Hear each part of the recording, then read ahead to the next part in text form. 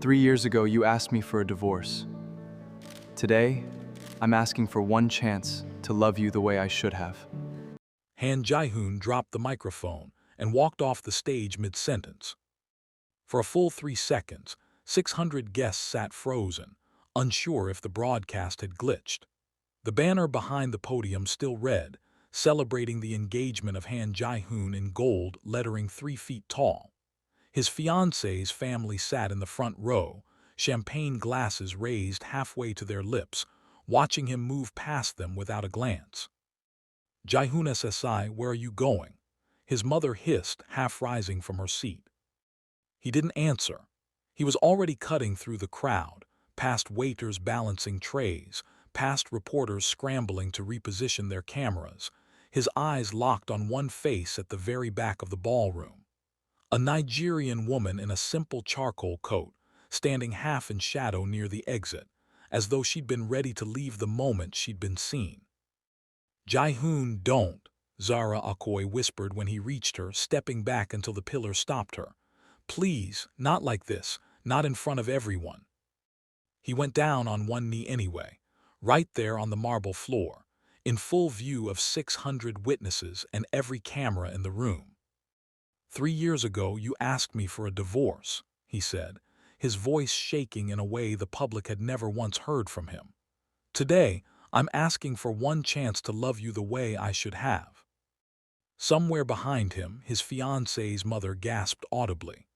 A photographer's flash went off, then another, then a dozen at once, but Ji-hoon didn't blink, didn't look away from Zara's stricken face, waiting for an answer that felt like it might take his life apart or put it back together. He honestly didn't know which. To understand how Korea's most celebrated hotel magnate ended up kneeling before the woman who'd once walked out of his life, it helped to go back to where it had all started, before the divorce, before the silence, before either of them had learned how much damage a person could do while trying to protect someone they loved. Zara had arrived in Seoul 5 years earlier with a portfolio full of eco-conscious designs and a stubborn refusal to let homesickness slow her down. She had a gift for building spaces that felt alive, and an even rarer gift for making the people around her feel seen.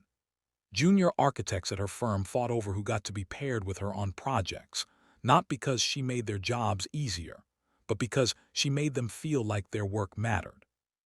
Ji-hoon was, by every public account, the opposite kind of person, a billionaire hotelier known for turning forgotten coastlines and dying towns into world-class resorts, and for doing it with a face so unreadable that business partners joked he negotiated like a closed door.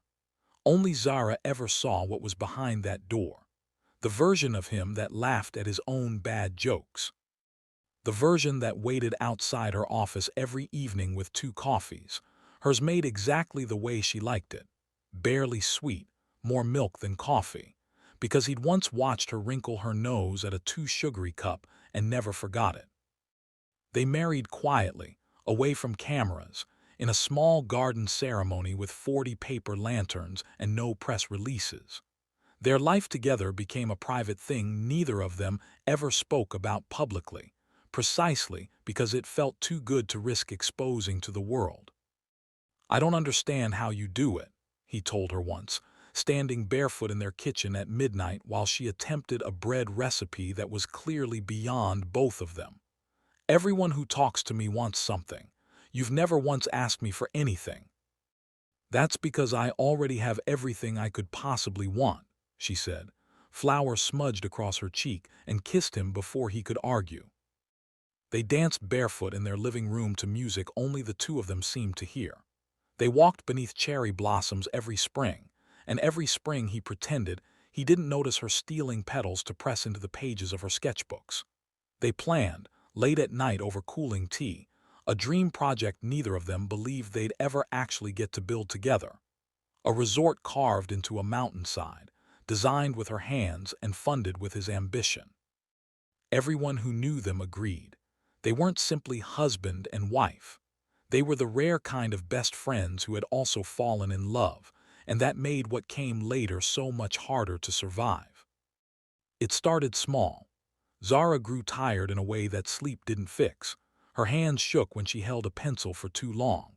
She began fainting quietly, in bathrooms, in taxis, always alone, always blaming stress before anyone could ask real questions. She finally went to see a specialist without telling him, expecting reassurance, and instead received a diagnosis that made the room tilt sideways. "The treatment is aggressive," the doctor said gently, "and I won't pretend the outcome is guaranteed." She sat in the hospital parking garage for nearly 2 hours before she trusted herself to drive. She pictured telling Ji-hoon. She pictured him walking away from the company his father had built, sitting beside a hospital bed for years, watching her get worse before there was any chance of her getting better, if there was a chance at all. She could not do that to him. Better, she decided, to let him hate her than to watch him lose himself trying to save her. So she did the cruelest, most loving thing she could think of. She filed for divorce. "You're joking," he said at first, actually laughing, because surely this was some kind of test. Surely the woman standing in front of him with signed papers in her hand wasn't the same woman who'd fallen asleep on his shoulder the night before. "I'm not joking," Zara said, forcing her voice flat, forcing her face empty of everything she actually felt. "I don't love you the way I used to. I want something different." "Say that again," he said quietly. "Look at me and say it again." She looked at him. It was the hardest thing she had ever done. "I don't love you anymore," she said, and something in his eyes went out like a switch being thrown. He didn't beg right away. That came later in the weeks after, when he'd stand silently in doorways watching her pack boxes, his jaw locked tight, before finally breaking and asking what he'd done wrong, what he could fix, what he could change. She let him believe the fault was his. It was easier than the truth. She signed the final papers with a hand that wouldn't stop trembling. "If this is truly what you want," he told her the last night, standing in a doorway of a house that no longer held any trace of her, "then go. But don't you dare tell me you never loved me. I won't believe it, not even now, watching you leave." She got in the car without answering, because she knew that if she opened her mouth again, everything she'd been hiding would come spilling out. The 3 years that followed shaped each of them in opposite directions. Zara underwent treatment quietly at a private clinic outside the city, telling no one from her old life where she disappeared to. She lost weight. She lost her hair for a while. She lost, for a long time, the easy warmth that used to make strangers smile back at her on the street. But slowly, agonizingly, she recovered. She returned to architecture one small commission at a time, rebuilding a career and a body simultaneously, until her name began appearing again in industry journals, this time attached to some of the most celebrated sustainable designs in the region. Ji-hoon buried himself in the family business instead. He expanded the hotel chain across 3 provinces, doubled its valuation, became a fixture on magazine covers celebrating Korea's most successful young entrepreneurs. None of it reached him. His assistants learned quickly not to schedule dinners with prospective partners his mother arranged, because he sat through them like a man waiting for a meeting to end. He kept his wedding ring in the bottom drawer of his office desk, wrapped in a handkerchief, and told himself he simply hadn't gotten around to disposing of it. Fate reunited them with almost no regard for either of their comfort. An international design competition was announced for the country's most ambitious project in a decade, a luxury mountain resort meant to become the crown jewel of Korean tourism. The panel judged submissions blind. Zara's design won by a wide margin, praised in the trade press as visionary and unapologetically alive. She found out she'd won on a Tuesday morning and cried into her business partner's shoulder for 20 straight minutes.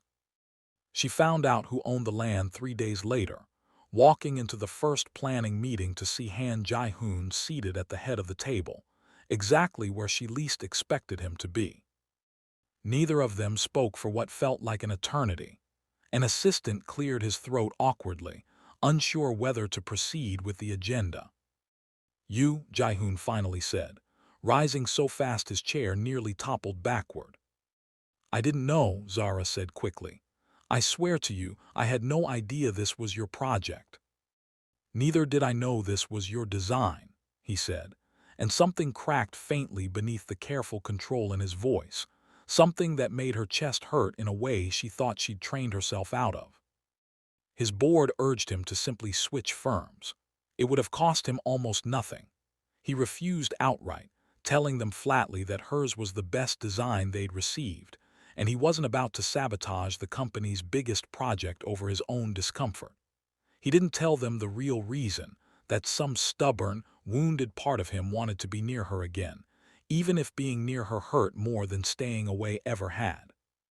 For 6 months, they worked and lived at the resort site together, sharing meetings, sharing meals with the rest of the team, sharing silences that neither of them fully understood. It started with small things.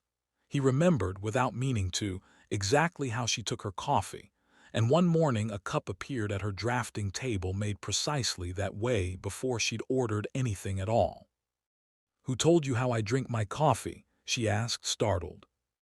"No one told me," he said, not looking up from his blueprints. "I remembered."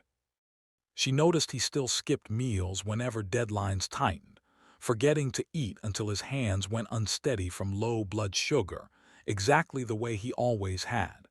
She started leaving small containers of food on his desk without a word. He never mentioned it, but the containers were always empty by morning. One night, caught in an unexpected downpour on her way back to her cabin, she found an umbrella waiting outside her door that hadn't been there an hour before. She knew instantly whose it was. "You didn't have to do that," she told him the next morning. "I didn't do anything," he said, and the corner of his mouth twitched in the way it used to when he was fighting off a smile he didn't want to admit to. Later, reviewing floor plans together late into the evening, she found herself mending a torn sleeve on his jacket without thinking, her hands moving through motions she'd performed 100 nights during their marriage, before either of them registered what she was doing. He went very still and let her finish without a word. The construction crew began to whisper among themselves. "They fight like an old married couple," one foreman laughed to another, not realizing how close to the truth he'd landed. "Watch how they finish each other's sentences." Meanwhile, pressure from Ji-hoon's family hadn't disappeared simply because he was occupied. His mother arranged an engagement to the daughter of one of his most powerful business partners, a polished, ambitious woman entirely unbothered by his emotional distance, because she'd never expected warmth from him to begin with. "You'll grow into feeling something," his mother told him. "Respect matters more than feelings in a marriage like ours." He agreed to the engagement out of duty, not love, telling himself it was simpler this way, telling himself the ache in his chest whenever he thought of Zara would fade eventually, the way everything else eventually had. The truth finally surfaced while he was organizing old project files late one night and found a sealed envelope misfiled among years-old paperwork, sent originally from a private clinic and never opened. Inside were medical records with Zara's name at the top, treatment schedules stretching back 3 years, hospital bills marked paid in full by an account he didn't recognize, and beneath them, a single handwritten letter she had clearly never had the courage to send. "If I survive," it read, "I'll spend every day wishing I had been brave enough to tell you the truth. If I don't, please hate me. Hatred is lighter than grief." His hands shook by the third line. He sat alone at his desk for a long time after finishing it, the papers spread in front of him like evidence at a trial he'd never known was happening. And for the first time in 3 years, Han Ji-hoon wept, not the composed tears he'd allowed himself at his father's funeral, but the kind that came from somewhere he'd sealed shut a long time ago. She never stopped loving me, he thought, and the realization felt less like relief and more like grief for every single day he'd spent believing otherwise. He confronted her the next morning, the letter trembling in his hand, his voice cracking before he'd finished his first sentence. "Why didn't you tell me?